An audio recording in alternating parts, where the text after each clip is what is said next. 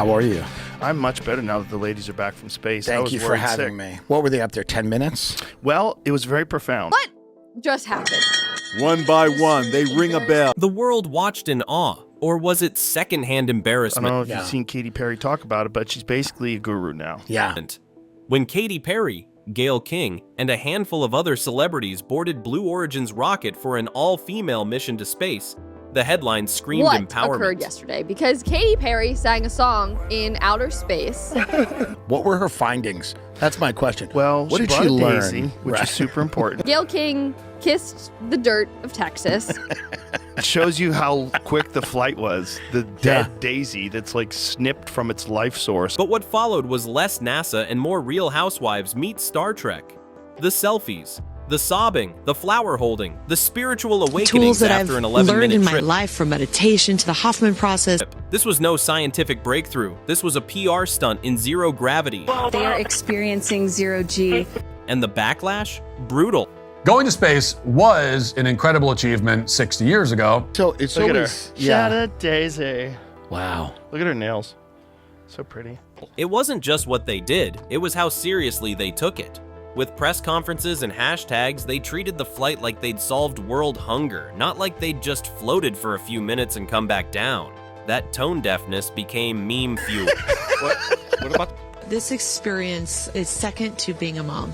And then they come down. Let's not minimize this. No, I know. Let's It's a big deal. let's celebrate female astronauts. And And let's be honest, if the goal was to empower women, the execution missed the mark. Because inspiration without authenticity comes off as vanity. And this was more selfie shoot than space race. This is up there because what you're doing is you're like really finding the love for yourself. Because a lot of men astronauts, Yeah. they have to go to school. Right. They have to learn how to be a pilot Sure. first. Katy Perry, in other words, had certainly set the bar high for herself. She was so insufferably stupid and ditzy before the flight. And this was Blue Origin's 11th manned flight. Or should I say, woman. Then they have to join the Air Force That's or right. the Navy, and then they get appointed by NASA. That's Now, these 6 ladies are calling themselves the Taking Up Space crew. Taking up space! the thing. There has been female astronauts. Let's not minimize this. Let's not minimize this. It all started when Katy Perry stepped out of the spacecraft, fell to her knees, and kissed the ground like she'd just survived a war zone. The internet instantly dragged her. Sis, it was 10 minutes. Meanwhile, Oprah Winfrey literally cried watching the launch, calling it a historic moment for womankind. But was it? Or was it just wealthy celebrities cosplaying as astronauts for likes and legacy? Oh, the moon! You guys, I will have to tell you, look at the moon.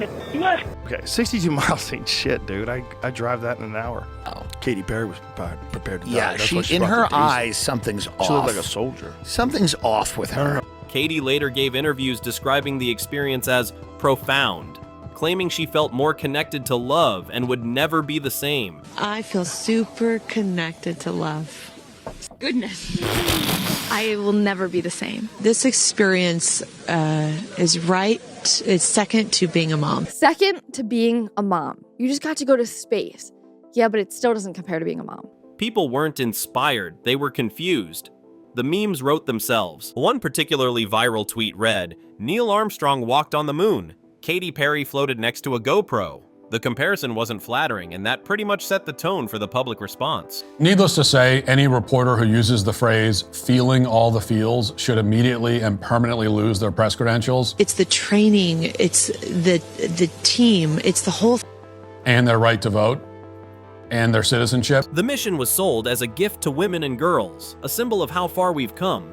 But here's the thing, these weren't scientists breaking barriers. These were celebrities handed golden tickets by Jeff Bezos. The message was take up space, but critics argued they were just taking up too much of it, physically, emotionally, and metaphorically. And while Katy was floating around with a daisy for her daughter and for Mother Earth, many women were down here just trying to afford groceries. You know, real life. If anything, it highlighted the growing gap between celebrity life and reality. When the average person thinks about space, they think about science, sacrifice, and innovation. Not manicures and microgravity. Wow. Look at her nails. So pretty.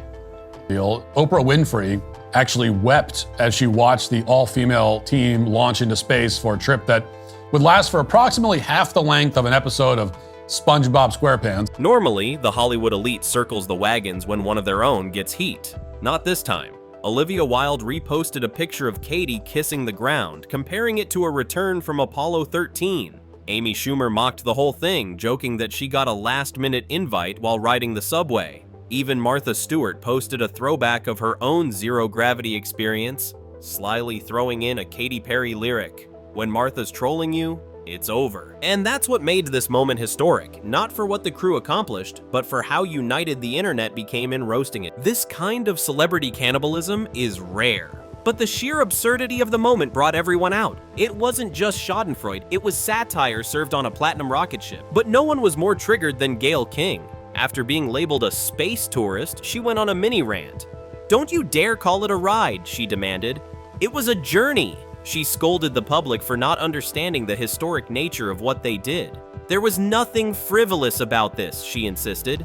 But the internet wasn't having it, because for all the poetic language, it was a 10-minute cruise on a remotely piloted capsule with zero scientific contribution. Gail, it's okay. You went on a ride, a very expensive one. Social media exploded. The only thing orbiting was their egos. Katy Perry isn't an astronaut, she's a glorified tourist with a flower. And the biggest burn? You're not inspiring women, you're inspiring influencers to start selling zero-gravity skincare. Even fellow celebs chimed in sarcastically. The tone? Brutal but deserved. Because instead of advancing science, the mission advanced nothing except Blue Origin's PR budget. The speed and sharpness of the commentary made it clear. Audiences are no longer buying into Hollywood's look at me moments dressed up as humanitarian efforts. They want real stories, not recycled PR campaigns. You'd think someone going to space would go through rigorous training, right? Nope. Their training was 2 days of learning how to buckle their seatbelts and board the capsule without tripping. They didn't operate anything. The craft was remotely piloted. No manual overrides, no buttons to press, no risk, no contribution. They were payload, not pioneers. And yet they returned acting like they'd discovered a new planet. The mission was basically a billionaire field trip. And just like a class photo day, everyone had their best outfits, practiced smiles, and rehearsed speeches, except this class photo cost millions. Even the backdrop felt fake. For viewers used to footage of astronauts repairing satellites or floating beside complex control panels, this felt like a TikTok shoot on a high-altitude plane. While these celebs were floating around pretending to change the world, the rest of us were just trying to change our car tires or pay rent. Viewers weren't angry because women went to space. They were angry because these women were calling it historic while making it about themselves. It wasn't about science. It was about status, access, power. You weren't chosen because you were brilliant or brave. You were chosen because you know Jeff Bezos. And when you returned from a luxury experience and tell everyday people to dream big, it's hard not to roll your eyes. Not everyone has a billionaire on speed dial. This wasn't the first all-female spaceflight. That happened decades ago by real astronauts. But that didn't stop Blue Origin from branding this as revolutionary. They even called them a crew, like this was Apollo 18. In reality, it was more like Soarin' at Disneyland, just with better catering and more narcissism.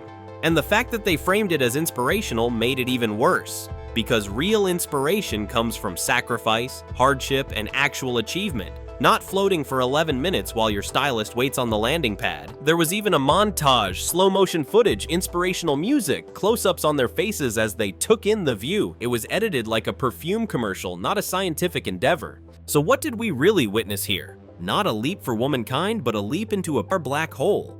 One where rich celebrities pretend to break barriers they never actually touched. You didn't open the door to space for all women.